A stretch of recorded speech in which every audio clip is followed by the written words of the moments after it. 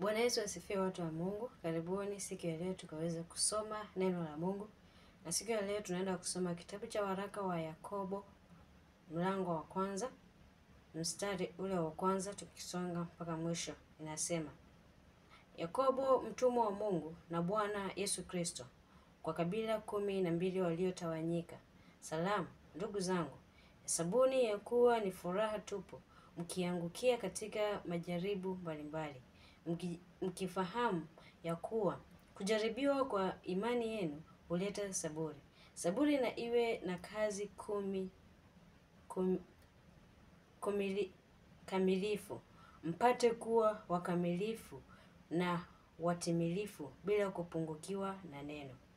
Lakini mtu wa kwenu akipungukiwa na hekima, na aombe dua kwa Mungu, awapaye wote kwa ukarimu, wala hakemei, naye atapewa, ila na aombe kwa imani pasipo shaka yote.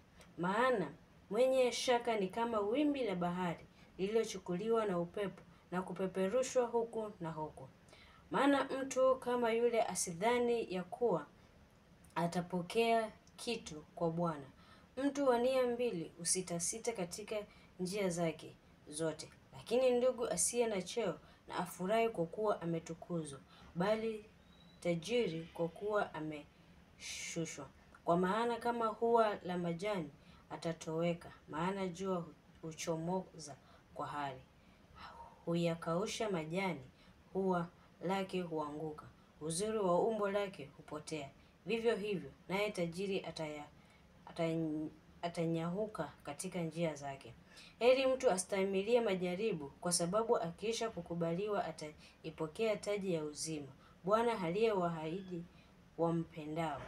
Mtu ajaribiwapo asiseme nimejaribiwa na Mungu, maana Mungu hawezi kujaribu kwa maovu, wala yeye mwenyewe hamjaribu mtu. Lakini kila mmoja hujaribiwa kwa tamaa yake mwenyewe, huku akivutwa na kudanganywa. Halafu ile tamaa ikisha kuchukua mimba huzaa dhambi, na ile dhambi ikisha kukomaa huzaa mauti. Ndugu zangu wapenzi, msidanganyike. Kila hutoa kuliko kwema, na kila kitolewacho kilicho kamili hutoka juu, hushuka kwa Baba wa mianga. Kwake hakuna kubadilika, wala kivuli cha kugeugeu. Kwa kupenda kwake Mwenyezi aliyetuzaa sisi kwa neno lake, tuwe kama limbuko la viumbe vyake. Haya mnajua, ndugu zangu wapenzi. Basi kila mtu na awe mwepesi wa kusikia, bali si mwepesi wa kusema, wala kukasirika. Kwa maana hasira ya mwanadamu haitii haki ya Mungu. Kwa hiyo wekeni mbali uchafu wote na ubaya uzidio, na kupokea kwa upole neno lile lililopandwa ndani, liwezalo kuziokoa roho zenu.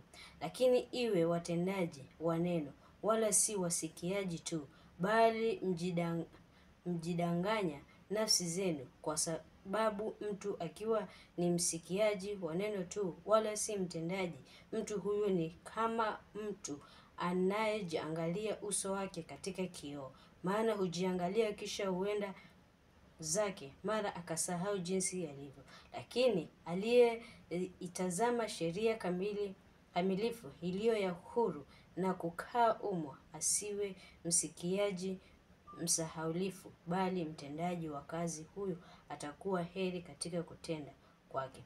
Mtu akidhani ya kuwa anayo dini, wala hauzuii ulimi wake kwa hatamu, hali akijidanganya moyo wake, dini yake mtu huyo haifai. Dini iliyo safi, isiyo na taka mbele za Mungu Baba ni hii: kwenda kutazama mayatima, wajane na katika dhiki yao, na kujilinda na dunia pasipo mawaa.